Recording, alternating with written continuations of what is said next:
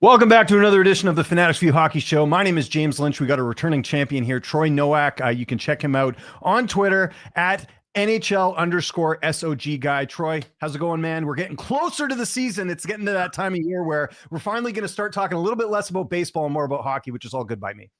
Yeah, I absolutely can't wait. I've already been digging into my breakout candidate players and teams heading into this next season after these trade deadline and summer free agent acquisitions. We'll get into some fantasy hockey stuff in a second here, but I want to know, obviously our markets are different as far as Canada and the U.S. You're over there in New York, where I'm out here, obviously, in Vancouver. The big talking point right now that's all over the radio waves right now is this Connor McDavid thing with him signing an extension or not. A lot of people are wondering, why is this going to get done? Is it going to happen before the season? Should Oilers fans be worried about this?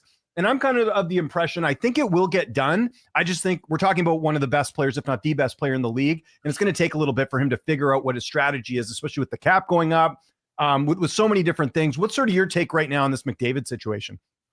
Well, I think it's basically a foregone conclusion that he's going to leave, in my opinion, because allegedly what he's saying is his priority is to win in Edmonton. So I personally don't think Andrew Mangiapane and a couple prospects that complained their way out of bad situations are going to be enough to put this team over the hump in Matthew Savoy and Isaac Howard. So if somehow the Oilers win, I think it's 100% chance that he leaves. And if the Oilers get eliminated again, which I think is most likely what's going to happen, he's going to look at the situation for what it is and tell himself honestly, the 5-year plan of this team is absolute garbage. There's no good prospects coming up the pipeline that they had drafted over the last few years because they make such deep runs in the playoffs the last few years. And I think he's got to be honestly considering leaving, especially at the age that he's at. Well, something I didn't really think of, and it makes sense. And you mentioned obviously the Isaac Howard acquisition, the Savoy acquisition. They don't have, like, you're right, beyond like a couple of years, there really isn't any sort of insulation as far as the team goes. The players are getting older is kind of what I'm getting at. So if he wants to stick around, what's that future going to look like? We still don't know what's going on with the goaltending. As of right now, they're still sticking with Stuart Skinner and Calvin Pickard.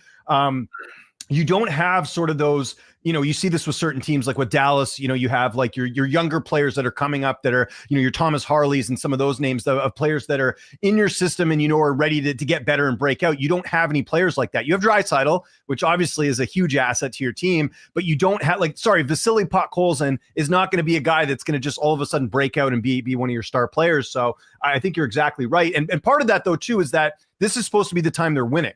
Right? Like, I think that's part of it, where they did trade a lot of draft picks and they sort of went all in. But at the same time, like, they haven't really developed any sort of talent within that is going to be that next kind of generation. Like you mentioned, that the Howard thing was a trade. They've made a few moves here and there. I wonder if Connor's looking at this and going, what's the plan beyond this? Now, the interesting thing for me is the key thing you mentioned there is he wants to win.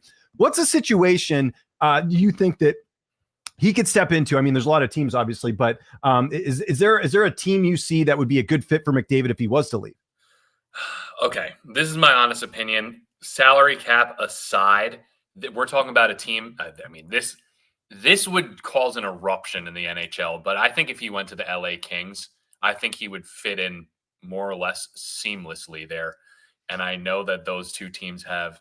The Oilers own them in recent playoff history, but I think if he went to the Kings and started absolutely waxing the Oilers, it would work perfectly because I do like their size and skill on the wings there.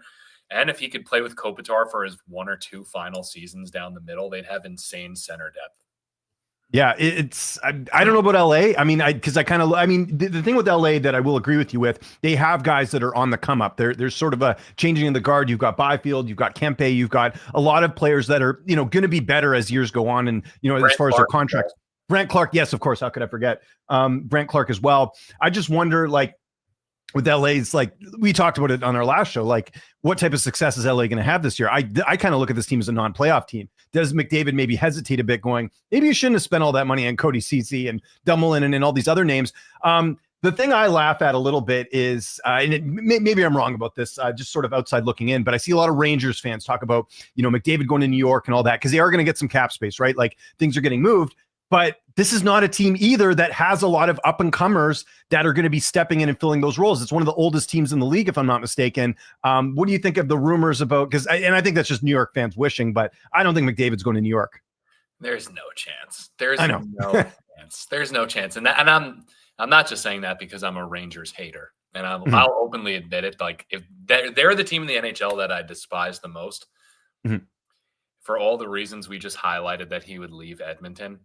They have literally one good prospect in Gabe Perreault, and he's making his NHL mainstay staple season this year. So if we're going to be honest with ourselves, he's probably not going to go to these teams either, because you have to take into consideration, just because certain teams have salary cap doesn't mean that they can attract him. And if he says as a free agent, I want to go here, these teams will do anything to open up the cap space for McDavid. It doesn't matter what your name is. So if he, for some reason, is just like, I'm not saying this will happen, but just let's say a very unappealing team that no one would want to go to, the Winnipeg Jets. What if he says, I want to go to the Winnipeg Jets? My heart is set. The Winnipeg Jets will figure out their salary cap and contract situation very quickly if those words come out of his mouth, although it's not likely. Yeah. You know what I'm saying? But then you got to play in Winnipeg, right? Like that's the downside. I mean, you think Edmonton had cold winters. Wait till you go to Winnipeg. No.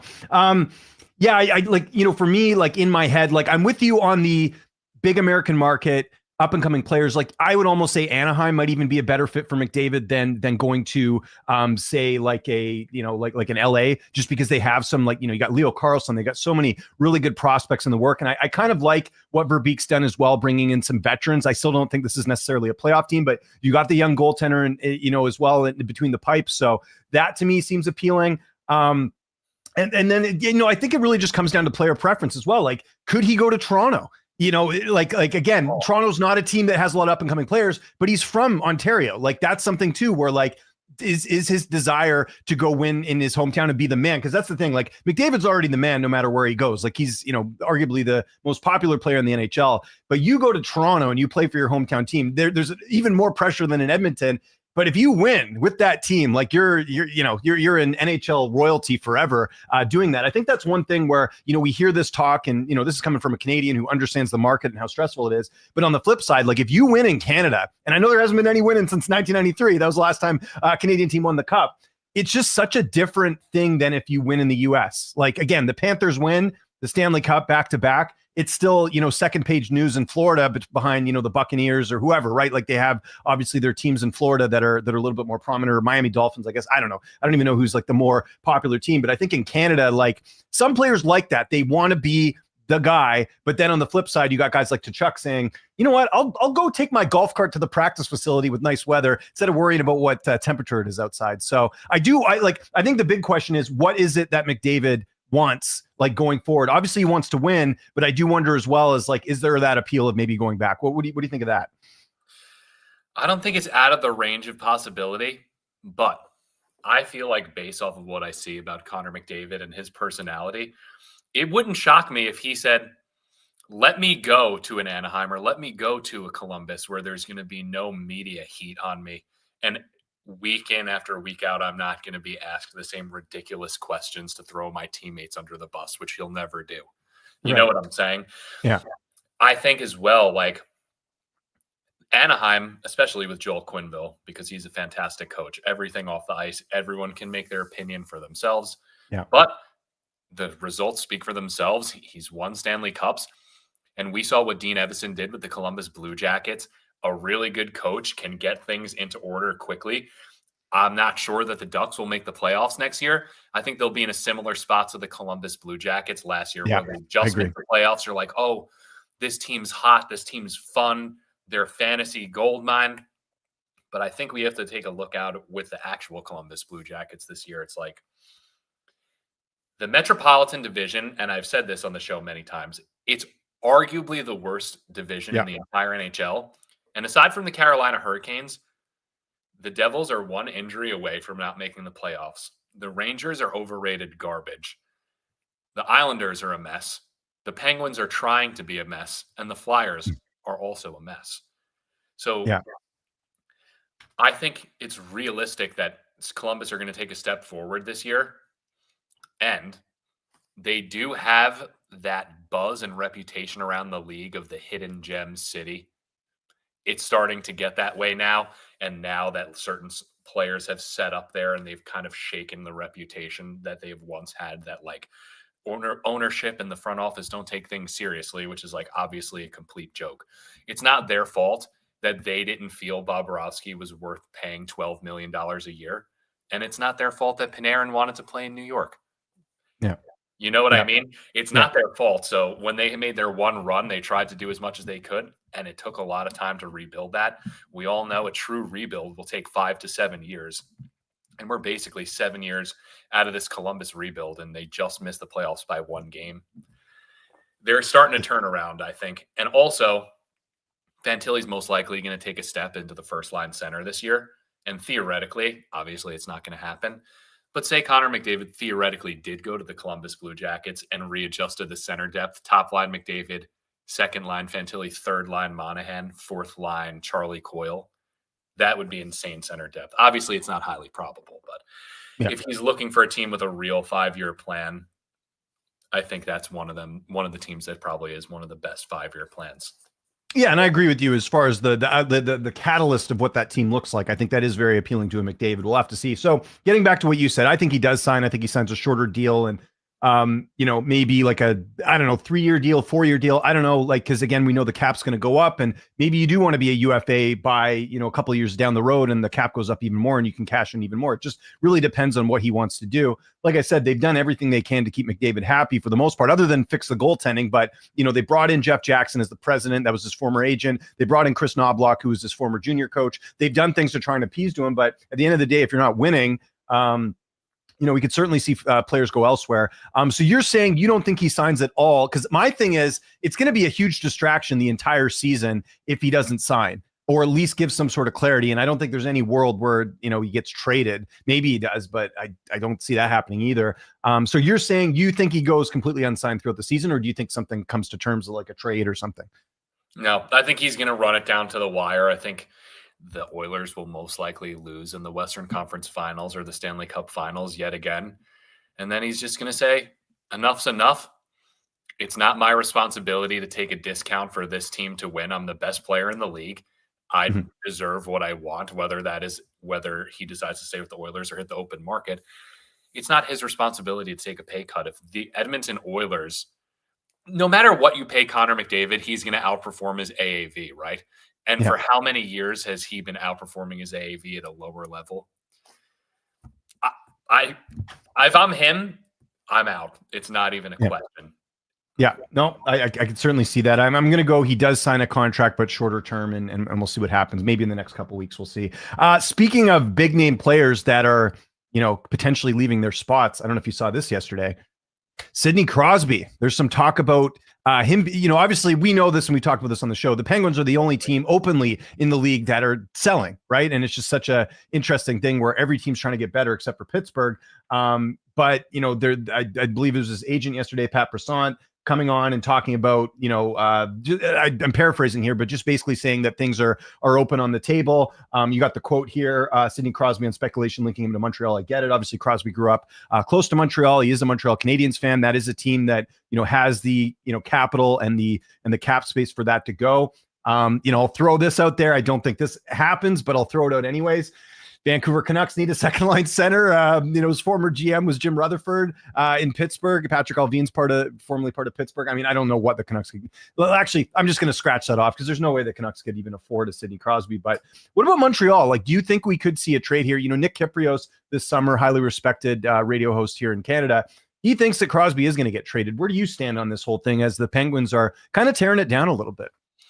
In my honest opinion, there's only 2 places he's going, and that's either Montreal or Colorado. And those are for the obvious reasons, the hometown links and the Nathan MacKinnon links. One, obviously, the skate group of him, Nathan MacKinnon, and Brad Marchand when they run threes and they just invite people in and destroy them every summer. And we know Sidney Crosby is not going to the Florida Panthers because they just literally don't have the assets to pull it off, nor the cap space. And although the Colorado Avalanche don't have too many good prospects, I think they have enough of what it takes with proven players, draft picks, and the little bit of prospects that they have to actually pull a deal off like that. And also, you have to remember, the Penguins don't have too much leverage because it's not like he has a lot of term left on his contract. Right. Now, Crosby's a bit of a different situation. I mean, obviously Crosby's older, but it is a different situation for him where he's already won, right? And I'm sure he'd like to win again. Who wouldn't? But I do wonder too, like, is it more about like, like McDavid, like going back to what we just talked about with McDavid, he's never won. And unfortunately, until he wins, there's going to be that cloud over his head. It was like that with Alex Ovechkin for years until he finally won his Stanley Cup. McDavid, that's sort of the same thing, like this amazing career, but hasn't won it. With Crosby, it's a bit different. He's towards the tail end of his career.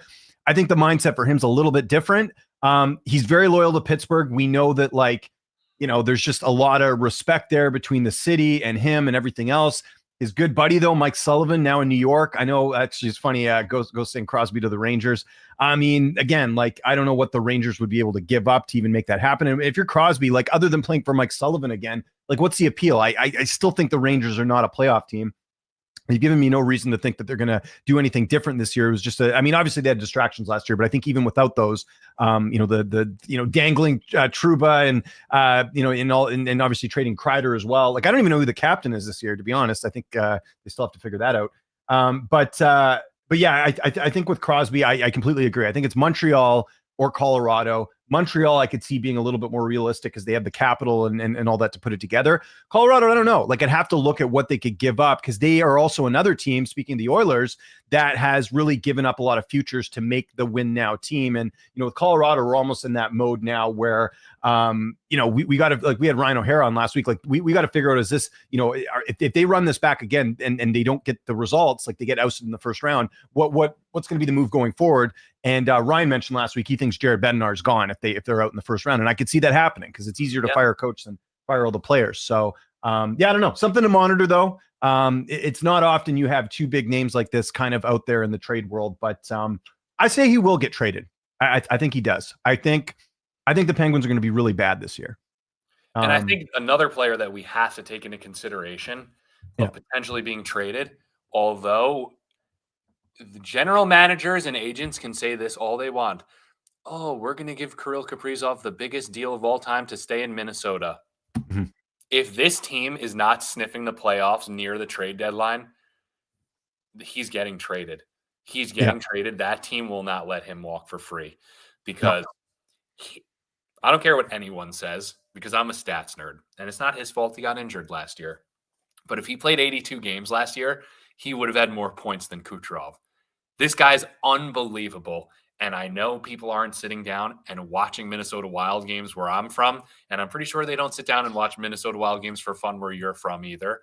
Mm-hmm. But they're generally an underrated, tough out versus every team. And this is a guy who's a perennial 3.5 shots on goal guy and an over 1.5 point per game guy. I would not be shocked if he led the NHL in points this year and or even won the MVP. Just because of the team he's on. He wouldn't necessarily need more points than Connor McDavid to win MVP. He could have 10 or 15 points less than Connor McDavid and still win MVP, I think. I would agree with that. There is some update. This article was done September 8th, so 2 days ago, saying that the Wild are close to signing a major contract extension. It says, get ready to sue the new standard. Wild closing in on an 8-year extension with Kirill Kaprizov north of $15 million. So we'll see. But I agree with you. Like, if nothing gets signed and this goes into the season, then yes, there could be an absolute haul there for that. And maybe he does want to stay. I don't know. I'm not really sure what happens. But I'm sticking with the Crosby does get traded, and then maybe some other names go. Because here's the thing I really look at with Pittsburgh, and I'll get you back on closer to the season as well, and we can kind of do our season preview like we normally do. They have the worst goaltending tandem in the league. They have to, right? Or is there a team you think that has worse goaltending than Tristan Jarry and Sealy? Yeah, actually Philly. Yeah, maybe that's true. Philly. I don't even remember who they're. It's Erickson and who's the other guy they have? Yeah, that's right. That's bad. It is really bad. Yeah. Both of those. Jarry, Jarry, I think has potential to be better. No question about it. I mean, he has won before. Like he's had success. I don't think it's like an injury related thing. Like I can understand if it was a goaltender, like people are saying with Demko right now, where it's like, will he ever be the Gibson same situation? The team they're putting in front of him is doing no favors. That too, yeah. That can make an average goalie look like a really bad goalie. Yeah, and I've said it before. Listen, Arthur Silovs, it sucked the way things ended in Vancouver because I think people wanted to get to see him have another opportunity at the NHL level. But what are you going to go with the sure thing or something that is still a question mark? Silov's had his chance last year and it didn't work out. He's had a lot of success in the AHL, but that doesn't mean much. You can go look at the history of the AHL and look at some of the top goaltenders. Not all of them pan out in the NHL. So 2 big question marks for Pittsburgh to start the year with Tristan Jarry and that. And then, you mentioned the defense as well. Also, is Erik Karlsson going to get traded? There's been some rumblings with him in Carolina, maybe some salary retained. I don't know. So the Penguins, keep an eye out for them because I am curious to see which direction they're going. And then add another layer on top of this whole thing. You've heard the rumors about Fenway looking to sell off their assets with this team after just buying them a couple of years ago. You've heard about that as well because I think they own some soccer properties too, right? Well, they don't own Manchester United anymore because they were disgustingly bad owners, as the Glazers are known in England. Yeah, and they're now bought out by Ineos because fans in Manchester were outside the stadiums rioting that they weren't spending enough money on the team or improving the training ground, and they couldn't recruit top-level players. And maybe there's not a lot of people that watch the Premier League that are watching this show. But let's just say Manchester United, before the Glazers owned the team in the very beginning, where they didn't have too much influence on how the club was run, they were the best team in England, winning championship over championship, perennial. They're like the Florida Panthers now. It's just like, you expect them to win every time. The Glazers bought over Manchester United. 2 or 3 years of the original infrastructure went by, so it looked like it was going good. After that, they basically had not won a trophy for like 12 years. And they're one of the most poorly run clubs, and they've taken down one of the most prestigious clubs in England to a team that finished near the bottom of the table in a relegation battle last year. So that's probably why they're selling the Penguins. Yeah. It's something to monitor throughout the season because apparently Lemieux might buy more back in, Mario Lemieux, that is. So we're kind of waiting to see what happens there. So that could all have a trickle-down effect. We'll see what happens with the Pittsburgh Penguins. Let's get a few questions here. Ghost laughing at Crosby to the Rangers. I think Trocheck will take captain spot if they sign one out. Larry Brooks had a report about a month ago that maybe JT Miller could be captain. I get it. Like there's part of me that does see Miller as being a captain, but then this is also a guy that lost his cool a number of times when he was in Vancouver and he doesn't play defense. So I don't think that's going to happen. We'll see.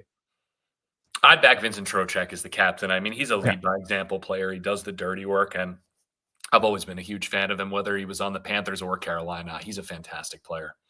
Yeah. And Kevin, very surprised that I'm talking about hockey. We've been doing this show for over a year. So big hockey fan. If I was not covering MMA for a living, I would be doing covering hockey for a living if I could. So just letting you know there. Keep the questions coming, everyone. Some other things going on in the news right now is kind of looking at this as we were getting the show ready. Obviously, we're getting some. This is another one we might as well talk about. Connor Bedard. Actually, it's a video. Let me just try and close this. We don't need to watch that. Connor Bedard, there's some questions about his contract as well. So it's been an interesting summer for all that. Star center Connor Bedard doesn't seem worried about his next contract. Bedard says he's comfortable with the current state of negotiations between the two sides. So that's another one to keep an eye on. Obviously, terrible season for Connor Bedard last year, in the Blackhawks. And we've seen, obviously, players in the past where they have those sophomore slumps. I don't think he got a lot of help last year in Chicago either. He visibly looked not too happy. Where do you think this goes? I do wonder if, Bedard maybe signs something a bit smaller and kind of like the rest of the, teams out there, wait to see where the cap goes from here. But have you been paying attention to the Connor Bedard stuff? Short-term bridge deals are now popular with the way the cap's headed. That's just how it's going to be. The Russian agents were ahead of their time a few years ago because they knew how it was trending, and now we're seeing it follow suit. Obviously, Connor Bedard's going to re-sign. And you know what? I will dig my heels into the ground right here and say this early. Adam Fantilli will be better than Connor Bedard throughout his career. Okay. I'm not saying Connor Bedard's going to be a complete flop, but Adam Fantilli, who missed half of his first season and played almost a full season last year, so essentially a season and a half, we're talking about a player who's ranked in the 96th percentile in top shot speed in the entire NHL and the 98th percentile in 20-mile-an-hour plus bursts. Connor Bedard skates like he's got shit in his pants, James. He's got a shot, but he skates like he's got shit in his pants. And he needs someone to carry a line and really feed him to have success. A Mitch Marner would have been perfect for him. A Kent Johnson would be perfect for him. but he doesn't have that. And he's going to continue to struggle unless they're giving him a free power play every game where he's got a shot at the man advantage to put something in the back of the net.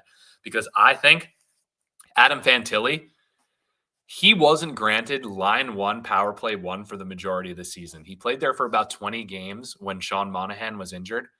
Adam Fantilli put up over 30 goals last year, playing second line minutes and power play too.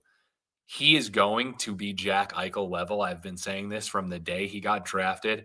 He will be popping 40 goals plus every year. And heading into his contract negotiation, Don Waddell has a fantastic relationship with Fantilli's agent, and he's going to give him that deployment boost because this man, I'm telling you right now, he's going to put up 40 goals this year. Okay. But that's because he's going to be the top line center with Marchenko. It's going to happen. Yeah, I could definitely see a step foot forward there. Who's his agent, by the way? Pat Brisson. Oh, Brisson. Yeah. Okay. Yeah. Those are some heavy hitters as far as agents go. So yeah, a lot of things to kind of figure out. Maybe let's pivot now. Let's go to you're mentioning some fantasy hockey stuff. You're obviously great, as it says in your Twitter username, about shots on goal. I know that's something you always kind of keep tabs on, especially from a betting perspective. But what are some without giving everything away, because I encourage people to go follow you and see all your content on there. But what are some things that you've noticed sort of in the off season, things you're looking ahead to this upcoming season, whether it's breakout players or maybe things that you're noticing that we could take note of as fantasy hockey players? So obviously in fantasy hockey, you're always looking to find players that are going to outperform their average draft position. And there is a misconception that players from bad teams can't be fantasy relevant. And also teams that we think are going to be bad, sometimes they end up good. And considering I just started my research in alphabetical order, let's go with the Anaheim Ducks right off the rip. Oh, I thought you were going to start with Adam Fantilli. He starts with a name. Yes. Joel Quenneville, the new coach for the Anaheim Ducks, can basically take this team from a bottom-of-the-barrel NHL team to a mid-level NHL team. As you know, and many people watching this show are aware, Cutter Gauthier was in the doghouse last season. He was. And although he was playing 12 minutes a night, his stats by rate are absolutely incredible. And the small portion of the end of the season that he actually got the role boost, he was fantastic. And this is a guy that he is not short of confidence. And he's not afraid to shoot the puck either. He's never seen a shot that he doesn't like. This is a guy in the first 10, 15 games of the season that you're going to be able to get plus money on over 2.5 shots on goal every game. A, because he's on the Ducks, and B, because his stats last year aren't indicative of him getting that because he played half the amount of time. This player right here, and he throws the body around as well. Late into fantasy drafts, he's going to be an absolute steal. And this team in general, they're going to do well. Chris Kreider slotting into the middle six forward group as a veteran net front presence to help these guys on the power play. Mikael Granlund, we saw how he worked very well in Dallas when he went over there. And on top of that, when he was on the San Jose Sharks and they relied on him to play high up in the lineup, he was unbelievable. Weird they have Granlund as a winger. I thought he would be center for them, no? They just have so much depth, that's why. Yeah, and they still got to get McTavish signed. That's another thing to keep an eye on. Actually, there's two notable RFAs that haven't been signed yet, McTavish and Luke Hughes. I know Hughes is trying to my understanding is he's trying to line his contract up with Jack Hughes. So we'll see if there's any sort of development on that, but never good sign when your RFA is not locked up. But Elliot Friedman was on Donnie and Dolly, which, by the way, so happy Donnie and Dolly's back. Love that show. One of my favorites out there. But Elliot Friedman was talking about how Mason McTavish is just virtually like almost untradeable. Like the Ducks don't want to give him up, obviously, and he's sort of confident that something will get resolved. But the asking price for McTavish was something out of this world, as it should be. I mean, how often do you have a right shot center, available at his age that could literally be a game changer there? So I think they'll get something done here with Anaheim and probably with Luke Hughes as well. So. Another fantasy hockey breakout candidate that I absolutely love is Dylan Guenther on the Utah Mammoth. Okay. This is another player that's an absolute sniper in a market that's not respected in the fantasy realm. This is a team that I also think is a fantasy gold mine. There's actually two players on this team that I think are going to be absolute steals in the draft as well. And the other one's Barrett Hayton. Okay. Yeah. This player year over year that I always get a share. He gets hurt. It's not his fault. but he is very Zach Hyman-esque in the sense that he's a net front terror and things just hit him. And he was a former, I think, 9th or 10th overall draft pick by the Coyotes. And I've always believed in his talent in general. He doesn't profile to be a top-line center for a while. That's where he was playing before they drafted Logan Cooley. And I think the second-line center role way better suits him at even strength. And then you could just throw him in front as the net front guy in power play 1. Yeah. I always look for sort of teams like that you sort of forget, like, certain players on there as far as like breakout candidates. I also look at players like that are in, contracts years as well. That's another thing to kind of keep in mind on, like, will they step up and do a little bit more? And you also, like you said, look at teams that are in like different markets. So you mentioned those two players. Any other names? Actually, let's switch this up a little bit. What about goaltending? Because there was a little bit of movement there. Like, I do wonder, like a John Gibson, now that he's on, I don't even know if he's on necessarily a better team. Detroit had their issues last year, but they have a good coach now in Todd McClellan. I do wonder, with him being on a different team and, probably getting more playing time, because that was another thing with Anaheim, like they were kind of splitting the duties. Wonder how he's going to look from a fantasy perspective. There's a few guys from the fantasy goaltending perspective that I really like, and we're going to go to the same well of teams anyway. Mm-hmm. Lucas Dostal. He was fantastic last year until he ran out of steam, because when you're facing 40 shots a night, it's eventually going to gas you out. Czech monster. Got to back my Czech players right here. And also, if this is a team that I'm expecting to massively improve, why not? Mm-hmm. Moving on to Kirill Vejmelka on the Utah Mammoth. He is a workhorse level goaltender. I think he's better than Connor Ingram. And the common theme is he's Czech as well. But my final goaltender on the Columbus Blue Jackets, which I've been singing his praises since he's been getting starts, is Jet Greaves. Mm-hmm. The undersized monster with the best glove in the entire NHL. Elvis Merzlikins has the shortest leash possible heading into this season, because Jet Greaves has a one-way contract. No more shenanigans of sending him up and down when Daniil Tarasov gets hurt. Daniil Tarasov got sent over to the Florida Panthers for virtually nothing. Jet Greaves is breathing down Elvis's neck. I will say this right now. By the first month of the season conclusion, we're November 1st, Jet Greaves is the guaranteed starter. He won't be it on day one, because they need to give Elvis his mental boost, because he kind of needs to get babied a little bit, respectfully. But I'm saying 1 month into the season, Jet Greaves is taking over, and this is a guy that most likely will go undrafted in your league unless you've got a lot of sharp guys, or you could just take him with your last pick. One I'm actually curious with, because we're going to get a full season out of him, and this is not a team I think will win many games, but I do wonder how Spencer Knight will do with the Blackhawks. This was sort of thought as, getting some stability in the net. I've always liked Lawrence Boissois. I'm not sure how long he's injured for, but he could possibly get, take some starts there. But, Chicago's not going to get a lot of wins, but I wondered the stats for Knight. Big opportunity for him to really, come into his own as an established starter. And obviously Florida giving up on him. He was part of that Seth Jones trade. So, and anything you're kind of looking at with Spencer Knight as he goes into his first full season with the Blackhawks? I think if you're in a categories league, he's a total fade. But if you're in a points league that counts points towards saves, there's nights where he can give up 3 or 4 and still give you positive points, because he's facing so much rubber on this team. And that's one thing that I always like in one of my fantasy goaltenders, whether that be in an Anaheim or a Spencer Knight. I want at least one of my fantasy goaltenders facing at least 30 shots a night on a mid-level team where I can basically get guaranteed not minus points. And then one guy that I truly believe in, which would be Jet Greaves, because, I'm the Columbus guy.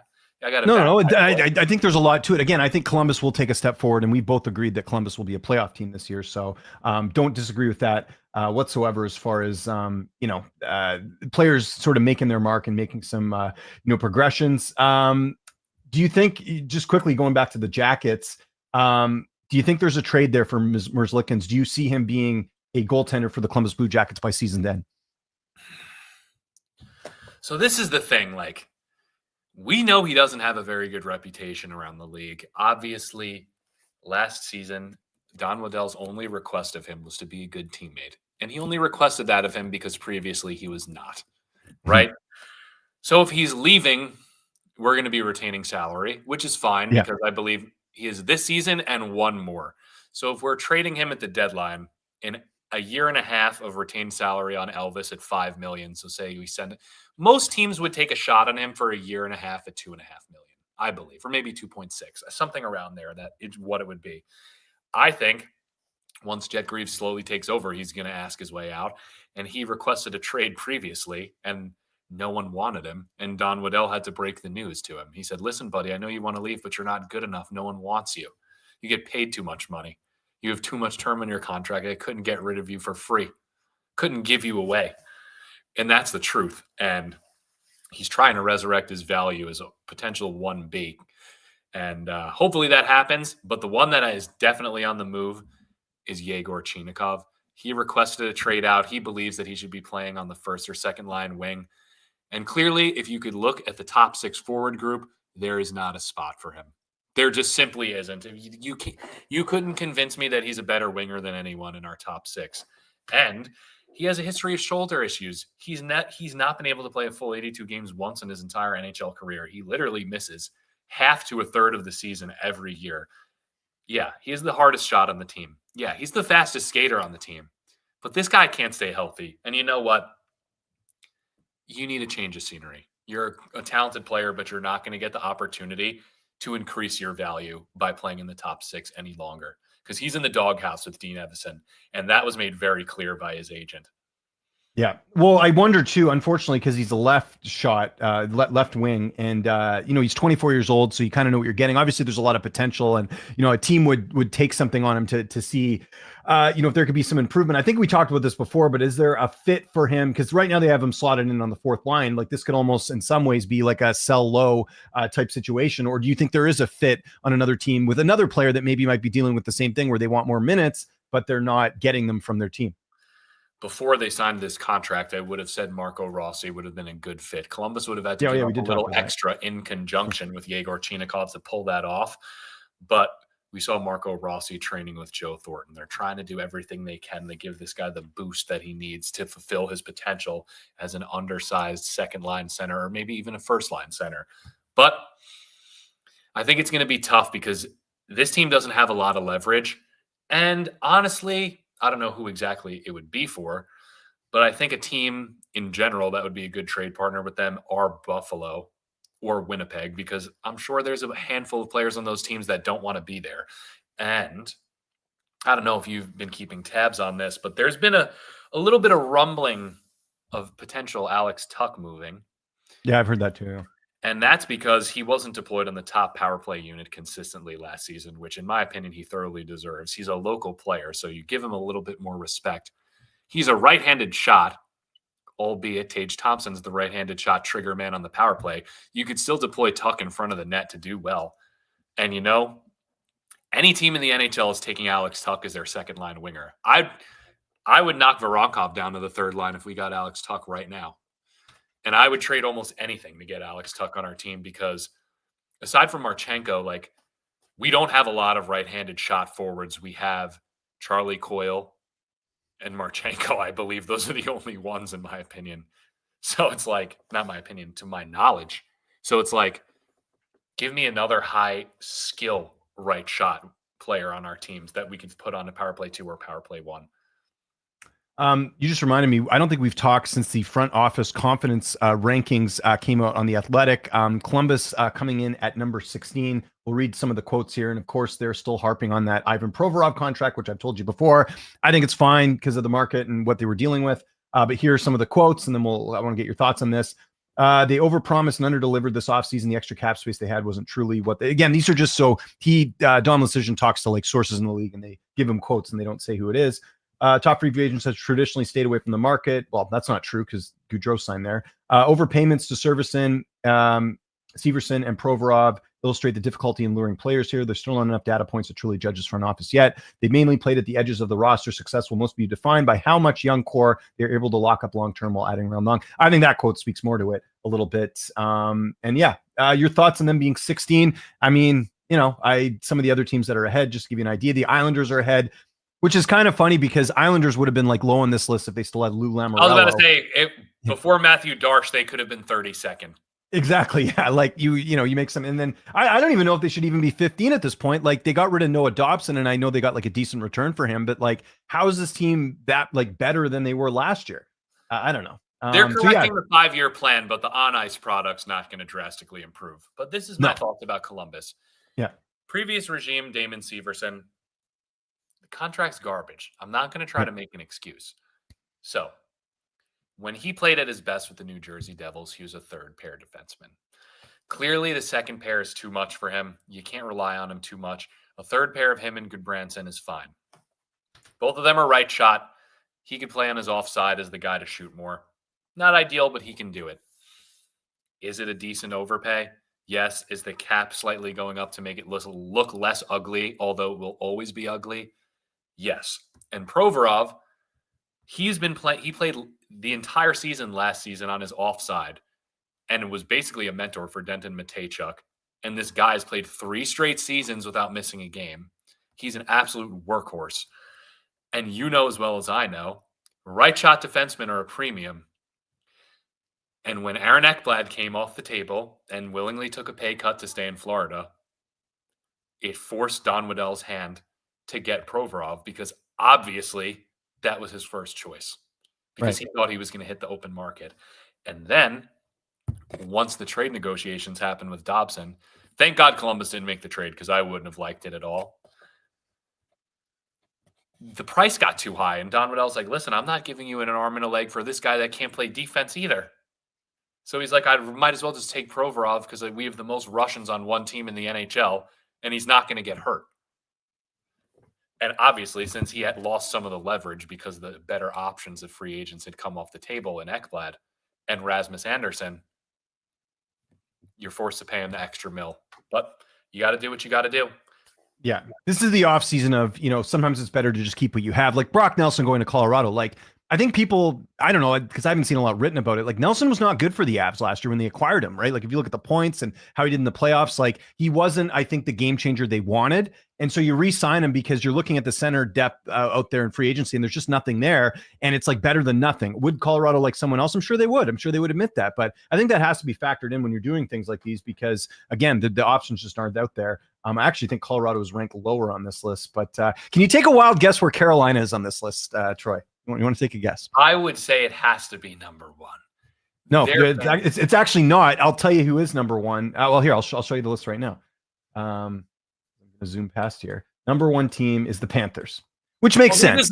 They deserve it. Yeah, they do. I don't have an issue with the Panthers being up there. Players want to play there. They've kept a lot of the players. Like they were able to keep everyone together. They're the best analytically driven team in the entire league by all insider sources. And they did it without, it's a lot of trades and signings. It wasn't That's what's the most impressive part to me. I agree. The team last year that won the Stanley Cup for the first time, only 3 players on the team they drafted. So the concept of you can only win by drafting and developing is just complete BS. Yeah, you can find undervalued players in the trade market because Sam Bennett, I mean, oh my God. You saw what he got paid this summer. Could you imagine if he hit the open market, how much he would have got paid? Or if they knew they couldn't re-sign him and they had to trade him? And it's actually funny. They had his contract listed on here as one of the worst contracts, which it is an overpay, but you're also paying, you're not paying necessarily for the analytics. You're paying for the rarity of the second line center position, just like right shot defense. You're forced to pay a premium with those spots. When a second line center that works with you is available, you take him, and there's a reason the second line centers never hit the open market. Yeah, I agree. Okay, number 2 is Dallas, which I also agree to a certain degree because you hear a lot about the locker room culture. They're another team that didn't have to do a rebuild, and they're a little bit different than Florida. So they have made some good trades, and they have done some good free agents and development, even from his days with the Red Wings. So yeah, the drafting's been very good for Dallas. Like getting Logan Stankoven as late as they did, Wyatt Johnson, like they've done a good job of doing that. And the locker room, I think, is something that they really preach of having like a good room. Like you never hear any like locker room issues with the team, which I said. So yeah, it says Jim Nill's been an ability to make great trades. Elite GM, no disagreement with that. Here's number 3. A+. Despite taking a beating at the broader public for the Rantanen trade, which they should actually, I don't even think they took a beating. I think they still get unscathed. They should have been crucified for that, honestly. The way Tusky handled the situation. Well, the only thing I will say is that it looks like Natchez is a bit of a nutcase anyways, because now we're hearing that he wants out of Colorado potentially. So, yeah, from that perspective, I will agree. But also, like, how do you trade for a guy not having an inkling that he's going to want to stick around? That to me is like, how do you not figure? I know that's like, look, I think everyone tampers to a certain degree. So I don't buy the whole like, well, they didn't know. I know. The people like James. Yeah. I'm not talking to you like you're an idiot, but I'm going to pose these questions like you. Yes, let's do it. Let's do it. If free agency opens at midnight, how could you make a contract with all the details to be ready once the clock strikes midnight? If you AI, they have AI working for them. Hey, put me a 10-year contract with bonuses and all these other implications in there, right? They have these guys you go golfing with this guy and going with this guy. We have the same agent. Oh, hey, you're coming over here. This, yeah. I'll tell my agent it's not tampering. Blah, blah, blah, blah. They know exactly what they're doing because they half the free agents are gone in 3 hours as soon as it opens. And if tampering didn't exist, it would be prolonged by a lot. The top guys wouldn't be coming off the board in 3 seconds after free agency opens. Yeah, no, I agree. So yeah, that's where I wonder, why did they not know that he was going to resign? So yeah, no surprise here. And I don't know. Well, I think it remains to be seen if Ehlers is in that same category as like a Jake Getzel or some of these other names that they've been missing in the past, that big sort of big name superstar. And Keandre Miller is another big question mark too. Like, they think they can rebuild him, make him into something better. What if it doesn't pan out? They didn't. I mean, they gave up Scott Morrow to get him, and I think a pick or something. But I do have some questions about this. One thing I will give Carolina credit for, though, their contracts do look very good on the books as far as young talent locked up for a while. That is something I will give them full marks on. But I still think this is still, at the end of the day, a team that keeps losing in the Eastern Conference Final. How many years now it's been? It's what, like a decade, I think? Yeah, and I think Nikolai Ehlers, albeit he has to do it. But at Winnipeg, he was, for most of the time until last season, he was neglected top power play time and top winger deployment just because of the Kyle Connor, Mark Scheifele ordeal, perfect partnership that they have up top. And this is a guy, as an analytics nerd, that I've always been obsessed with in Nikolai Ehlers, because you see him playing 17 minutes a game. You see him getting 3.5 shots a game. You see him being the fastest guy on the ice for the Winnipeg Jets. And you're just like, imagine if he had a coach that just let him free, and was just like, hey, man, run it up. And there's no doubt in my mind that he could put up 35 goals on a top power play. And for what it's worth, I don't think Sebastian Aho is the game breaker that some people think he is, but I don't believe he is. He's very defensively responsible. He's consistent. He's reliable in that way. But when I'm talking, you need a goal and he's an offensive powerhouse, he's a shade below the elite tier of offense, in my opinion. He's way more of a two-way forward, in my opinion. I think Nikolai Ehlers is going to massively benefit from playing with a player like Sebastian Aho. And I think moving Seth Jarvis down to the second line is going to be a lot better for them, because if you have a top line of Svechnikov, Aho, and Ehlers, and then your next line is supposedly Stankhoven and what was I going to say? Stankhoven, Jarvis, and who's their other center? Kotkaniemi. Oh, here, I'll bring up. I was actually going to bring up the lineups. Just 1 second. Why did I have the? Oh yeah, line combos. Here we go. There we go. That was like the slowest transition ever. So yeah, Jarvis will be their second line center, and their third line center is Jordan Staal, and fourth line's Kotkaniemi, who they're still paying a good penny. So that's one thing that's at center. That's interesting. Yeah, well, that's what Daily Faceoff has, so they might be wrong. I was gonna say, I feel like it would be more likely Jackson Blake would play center out of those guys. I would think so too. That's still a pretty prototypical second line of what I would expect. It's a deep team for sure. So we'll have to see. And the Keandre Miller is your first line defenseman. See, this is what they have to be thinking now that I'm seeing it on paper. Yeah. They're thinking we could just put him with the best defensive defenseman in the league.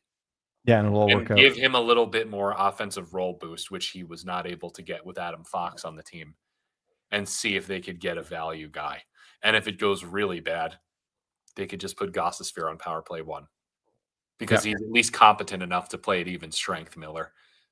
So I kind of see the thought process. I'm not sure he could be that guy to just magically just start producing like crazy on offense at even strength or even overtake the power play one for this team. But you know what?